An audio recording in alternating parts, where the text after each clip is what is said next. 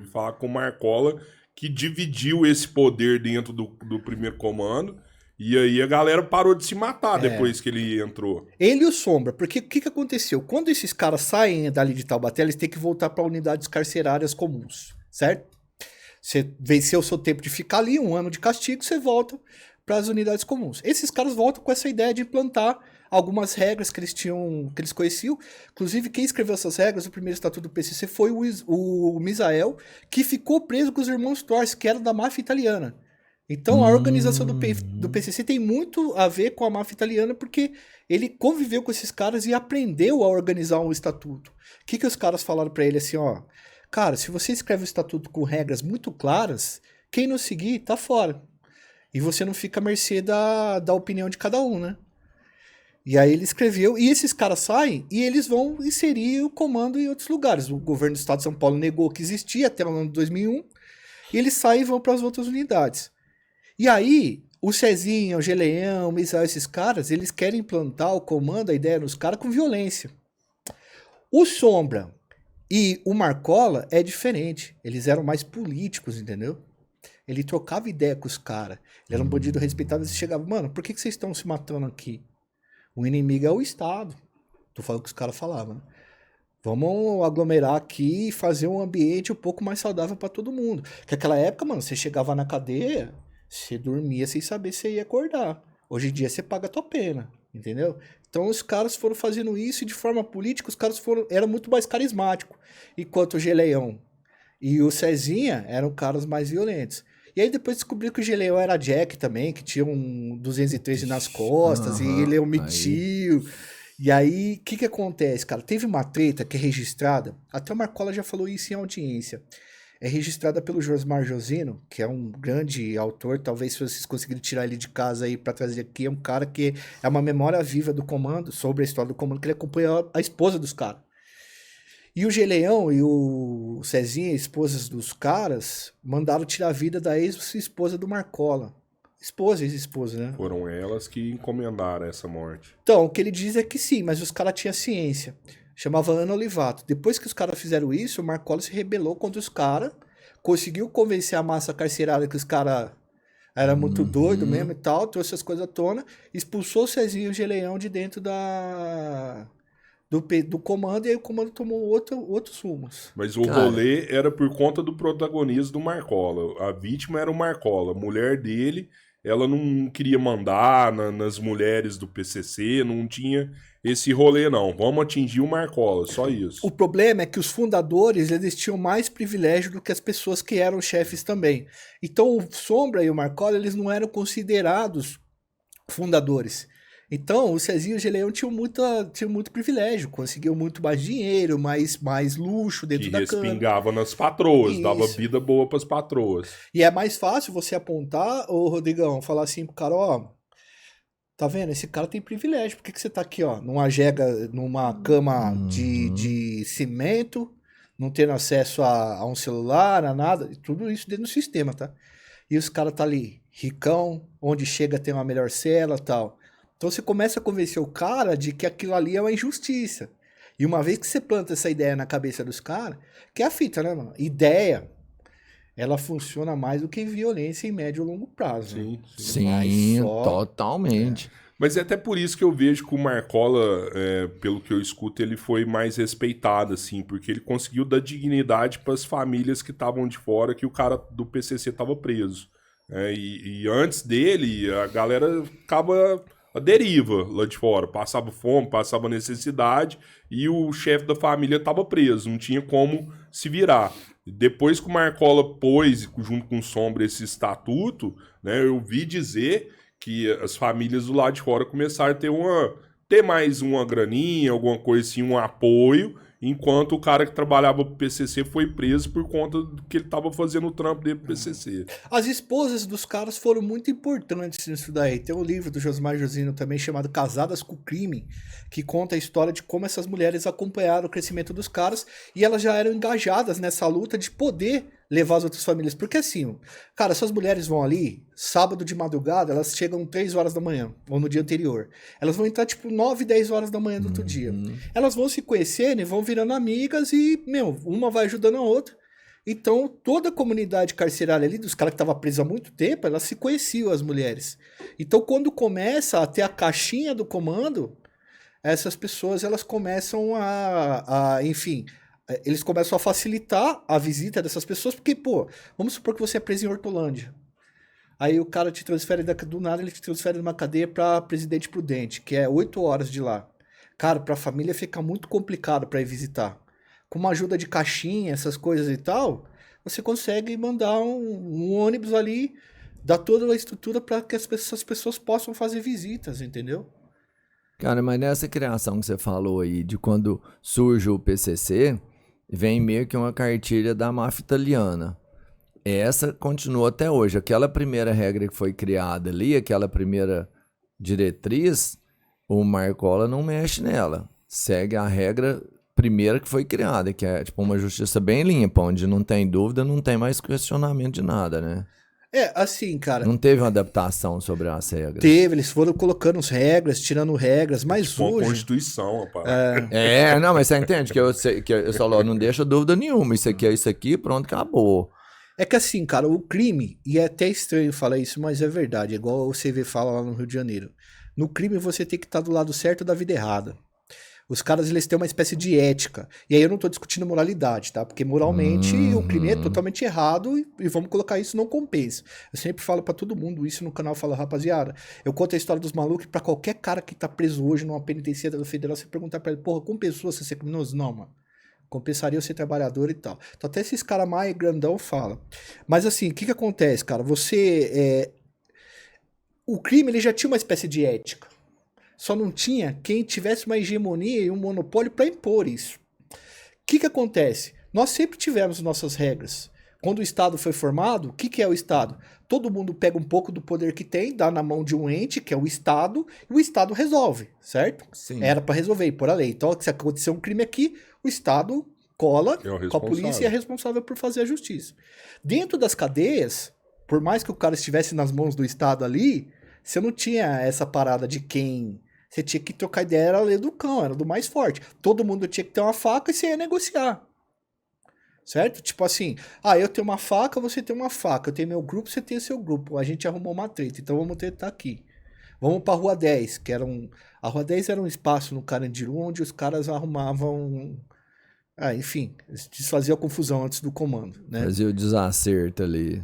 Porque assim, você tinha o pavilhão, e o pavilhão era assim, a escada ficava só do lado do pavilhão. E o pavilhão tinha 2 pavimentos, né? 2 galerias. No final dessas galerias tinha uma dobra. Ali era chamado de Rua 10, porque o agente penitenciário, que hoje é o policial penal, ele demorava tempo para chegar ali. E os caras resolviam ali. Cara, a gente conversou com pessoas que ficaram presas no Carandiru nos anos 80. Eles falaram que o cara fazia assim, Robertinho. O cara amarrava uma corda aqui e uma corda no braço do Robertinho e eles iam trocar facada. Então não tinha como você fugir, mano. Entendeu? Eu li essa parada no livro do Drauzio, eu acho. Chama Luta Atrelada, cara. Uhum. Eu nunca tinha ouvido falar disso. A hora que o cara falou, eu falei, mano, que loucura. Mano, só acabava a hora que um morria ali, né? Que arrastava o outro pro chão já era. Cara, e não dá pra você fugir da faca. Ou você vai enfiar a sua, ou você vai tomar dele. Pelo amor de Deus, eu fico pensando nisso aí. Chega a gelar o sangue. Eu li que na época do Carandiru, quando você ia...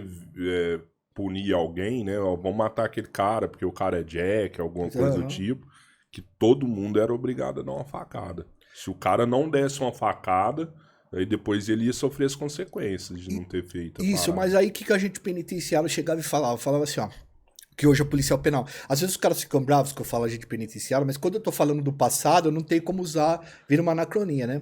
Mas o que o funcionário fazia? Os caras tudo funcionário, né? Pro ladrão lá. Os funcionários chegavam pro cara e falavam, beleza, vocês se acertaram aí, mas eu preciso de um nome pra mandar pra justiça, né? Porque alguém precisa assumir furou esse BO, cara. senão pega pra mim.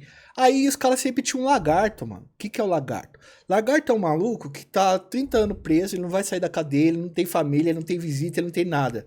Ele depende dos outros dentro da cana pra comer alguma coisa diferente, pra usar um produto de higiene, tá ligado? Ou também o cara é viciado em alguma coisa, ele é adicto, ele pega os entorpecentes com os caras, substância ilegal, ele não paga, só que a hora que caiu o BO, caiu uma faca, ele que entra, ele que assume o BO, entendeu?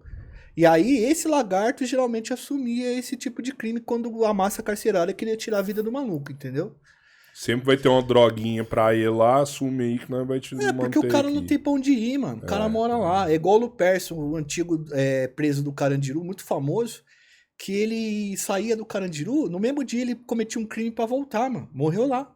Morreu deitado numa cama lá no Não Carandiru. conseguia ter uma vida fora ali, né? Não Era conseguia. totalmente institucionalizado, brother. Uma coisa muito louca. Só tomando o fio, retomando o fio lá pra contar pra vocês que você falou, né, Robertinho, do lance das regras, de Sim. continuar as regras e tal. Então essa ética já existia, ela foi transpassada pro papel. E aí, uma vez no papel, você teve acesso às regras, como você não sabe. Tanto que em vários presídios hoje no sistema paulista, a hora que você entra, vem um cara preso conversar com você e explicar pra você como é que funciona as paradas, entendeu? Que é andar na linha reta ali de acordo com o negócio. Hoje, por É exemplo, o orientador ali da região, né? Ó, aqui disciplina eles chamam, né? Disciplina. Ah, o disciplina é esse. Ele é faxina. Dentro da cadeia, ele ocupa um cargo... Existem dois cargos. O cargo público, que seria equiparado a um cargo público, que é a penitenciária, ela dá pra você o direito de você fazer faxina, então você anda pra fora das celas ali, e ao mesmo tempo você vira o disciplina, que é o cargo do comando, que é o quê?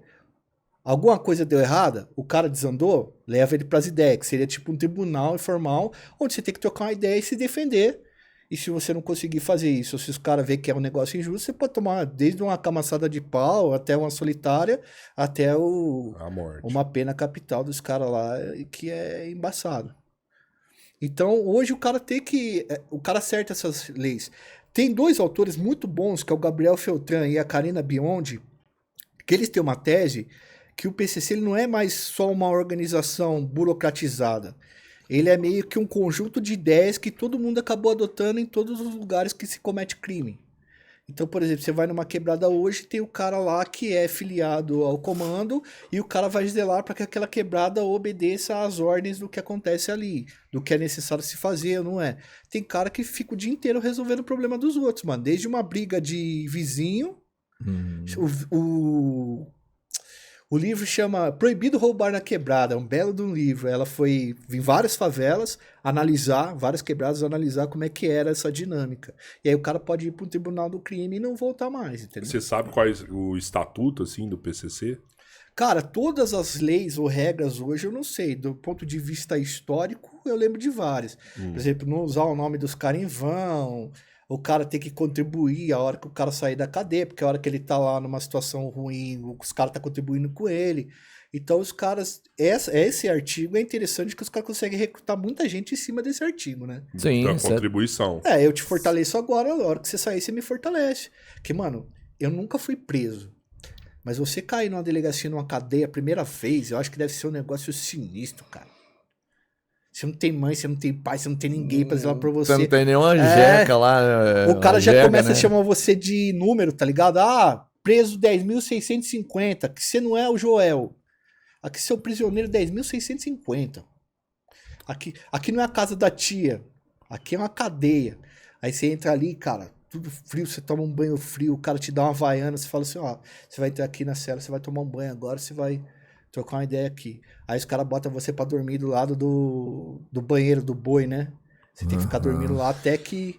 Você melhora a sua patente ali, né? Porque pra gente, cara, a gente tá acostumado com essa vida e sabe dos nossos deveres, né? Tudo que a gente tem que fazer. Eu conheço pessoas que, tipo, foram presas por algum delito ali e que, pô, os caras surtou nos primeiros 15 minutos, sabe? O que eu tô fazendo aqui, mano? Que é isso? Que não é vida, não, tal. Ao mesmo tempo, eu conheço pessoas, tipo assim, que quando foram presas, eram férias pra ela. Não, pô. Pô, vou jogar truco lá na cadeia, lá, trocar ideia com os caras que eu não vejo há um tempo, daqui uns 6 meses eu tô fora e é férias. O cara que é do crime mesmo, mano, ele sabe que na caminhada dele vai ter a cadeia. Você entendeu? É igual a gente que trabalha no trampo e tal, sabe que vai ter um momento que você vai ter que fazer um trampo que você não quer.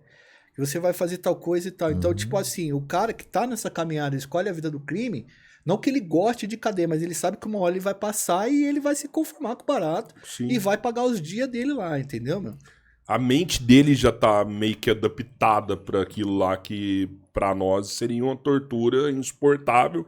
Pra ele não ver aquilo como tortura, assim, sabe? Eu acho que não. O ser humano, ele consegue se adaptar a muita coisa, né, cara? Então, tem cara que passa 3, 4 vezes pela cadeia e ele já tá acostumado a puxar a cana, entendeu? Mas não que ele troca o conforto. Eu nunca vi isso, entendeu? O cara trocar o conforto da casa dele com o chuveirinho. Pô, um chuveirinho quente. Uma patroa ali pra você estar junto com ela, não, você entendeu? Um rolê, comer uma pipoca, uma pizza. Mas teve cara que tá lá também que nunca teve isso aí, mano, que só faz correria. Sim. O cara faz correria do dia pra noite, não tem família, não tem nada, o cara é do crime, você entendeu? Uhum. Então, esses caras aí, eles são... Cara, Tô falando da média, né? Mas dentro, por exemplo, dentro da cadeia, por exemplo, eu não sei se... Eu sempre tive essa imaginação minha, não sei nem de onde eu tirei isso. De que o cara, um líder, por exemplo, igual... Vamos pensar, um chefe de qualquer facção lá dentro, ele tá mais protegido do que na rua. Então, depende de quem e de que jeito. Mas, por exemplo, o que os caras têm feito com os líderes agora, cara? Os caras têm isolado os caras no sistema penitenciário federal. E, mano, eu acho que, assim, até dar uma dica pra vocês, tá? Me desculpa até a ousadia de falar isso aqui. Que isso, mano. Mas eu acho que vocês podiam chamar alguém do sistema penitenciário federal pra contar qual que é a brisa. A gente estudou esse tema, a equipe inteira, muito. O Brasil importou a ideia da Supermax lá dos Estados Unidos pra cá, só que num regime muito mais fechado, assim, muito mais isolado. Então o líder de facção entra lá, o cara não tem visita íntima. O cara só pode ter visita naquele parlatório onde tem aquele vidro. Grade ali, é o vidro, né? Blindado ali. Só 2 horas por dia de banho de sol, se tiver no RDD, que é o regime disciplinar diferenciado, pra pagar castigo, aí o cara não tem nem como sair. Ele fica numa cela de 7, 8 metros quadrados todo dia. O chuveiro só liga na hora que os caras têm os horários determinados pra ligar. O cara só pode ler, ele não pode escrever os baratos, fazer outras coisas. E, cara, é um regime assim que o preso vai e depois de 3 ou 4 meses no lugar ali, o cara já tá ficando louco. Tem até uma frase do Fernando de Beiramar. O Fernando de Beiramar é chamado de 01 do sistema, né? O sistema penitenciário federal basicamente foi feito porque ninguém queria o Fernandinho Beiramar. Sério, mano. Ele foi tão cara. disruptivo assim. Os caras... Cara, o Fernandinho Beiramar... Entendeu o que eu vou falar, hein, pessoal? Eu sempre falo, quando eu falo isso, tá dando moral pra bandido, não é. Mas o Beiramar, ele foi muito grande no crime, mano.